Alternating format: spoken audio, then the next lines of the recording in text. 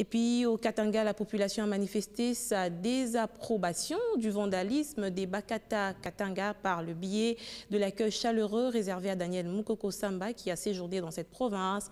Le vice-premier ministre en charge du budget a également visité le plus grand moulin de l'Afrique centrale ainsi que l'école de natation créée par Moïse Katumbi Chapwe.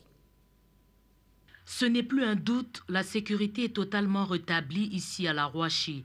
Comme en témoigne cette mobilisation spontanée de la population à l'arrivée de Moïse Katumbi Chapwe. Le gouverneur tenait à faire vivre cette réalité au délégué du gouvernement central en mission officielle dans sa province, Daniel Mukoko Samba. La Rouachi, c'est la commune empruntée par les ennemis de la paix pour tenter une épreuve de force avant d'être repoussée. Grenier agricole, le Katanga veut l'être aussi. C'est sur la route de Kinsaint-Vert qu'est en train d'être monté voilà 3 ans déjà ce moulin, le plus moderne de l'Afrique centrale, avec capacité de traitement de 6 000 tonnes de maïs par silo, coût d'investissement 25 millions de dollars. Nous préparons le budget 2014.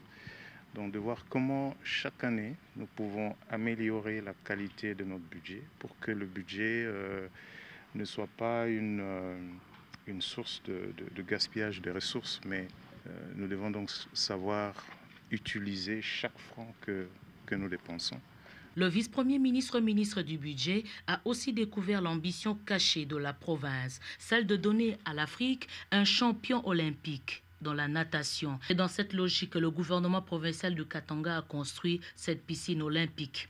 Lubumbashi, c'est aussi ses moteurs, des engins qui tournent pour agrandir, construire, asphalter la voirie urbaine. Avec cette politique, ils sont de plus en plus nombreux, ces quartiers qui prennent de la valeur à l'arrivée de la route, de la modernité. L'autre image forte, ce sont ces ouvriers concentrés pour jeter des ponts sur des rivières et relier différents quartiers. Pour le gouverneur Moïse Katumbi, c'est une satisfaction pour lui de faire visiter au vice-premier ministre tous ces chantiers de la ville de Lubumbashi afin de solliciter un appui financier conséquent du gouvernement central dans le cadre des crédits d'investissement pour poursuivre les travaux et améliorer les allocations dans le cadre du budget 2014 en préparation.